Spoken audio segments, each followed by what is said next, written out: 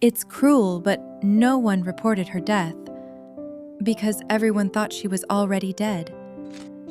She was once the talk of the town, so how did she leave us at the age of 26, alone and silently? This story tells us much more than the glitz and glamour of the catwalk. Gia Carangi was the world's first supermodel and also the first victim of the fashion industry. Gia was born in Philadelphia in 1960. She was the youngest of 3 children in a working-class family.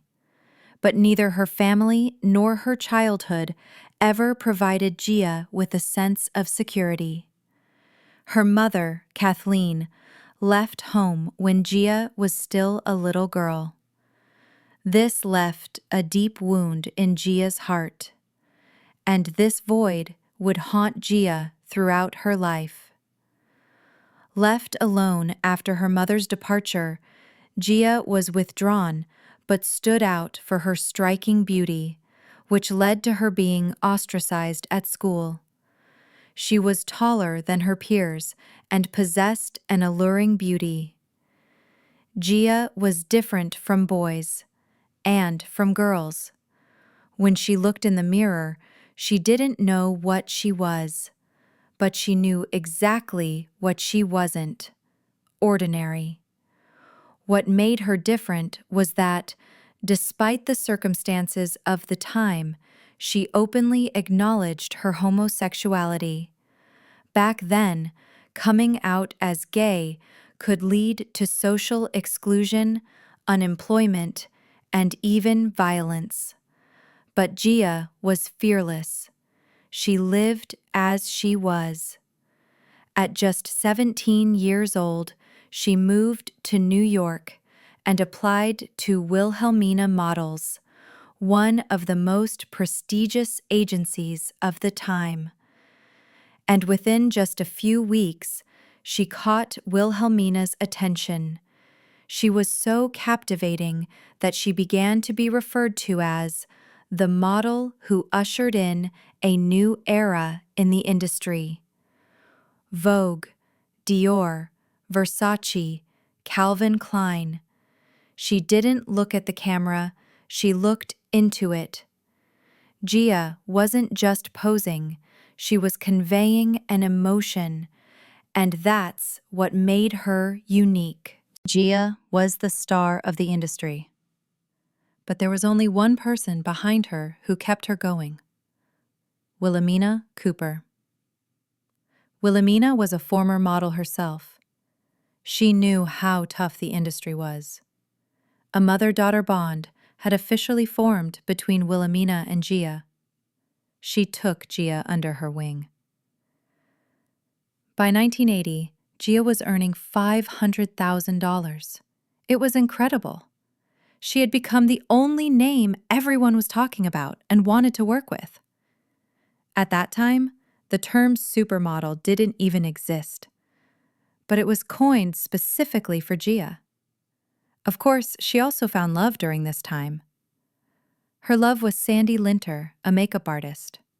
She went to Sandy's apartment with flowers and confessed her feelings. Gia was a person ahead of her time. She did whatever she wanted without hesitation. And in 1980, Wilhelmina died of cancer. The only secure bond in Gia's life was gone with her. At that very moment, Gia began to crumble. She was still captivating on the outside, but inside she was empty. She made the biggest mistake she could have made. To fill the void and cope with her pain, she turned to drugs. The escape that began with cocaine soon turned to heroin. Even Sandy, whom she loved dearly, had distanced herself from Gia because of this. The marks on Gia's arm were a harsh reality the fashion world didn't want to see.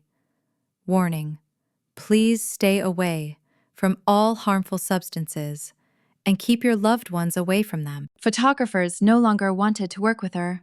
She would arrive late to shoots and drift off in the studio. Sometimes, she would come to the set with needle marks still bleeding on her arm. Then, 1982. Vogue had closed its doors to Gia. Her mind was clouded, her spirit broken, her career over. Gia was shuttled from one rehabilitation center to another.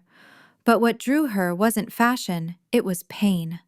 The camera couldn't even capture her ghost anymore.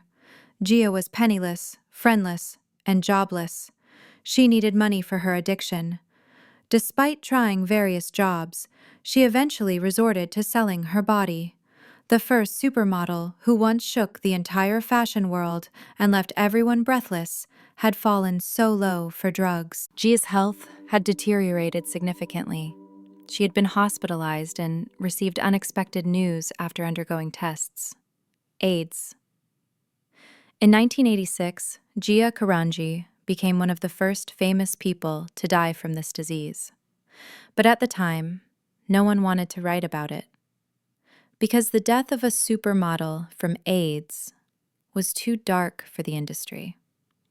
The truly heartbreaking part was that it once again exposed the ingratitude of the fashion world.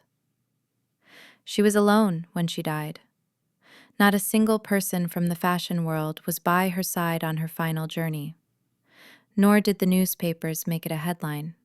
Gia faded away quietly. Only one photo remains, a bit blurry. Her eyes are looking down, but there's still beauty. There's still sorrow. In 1998, HBO made a movie about Gia. Angelina Jolie played Gia, and the world began to see this tragedy for the first time. Gia was more than just a model. She was the first shining star of the fashion world. She was a trailblazer in her time. While everyone else was a model, she was the first supermodel. And she was the first to burn out.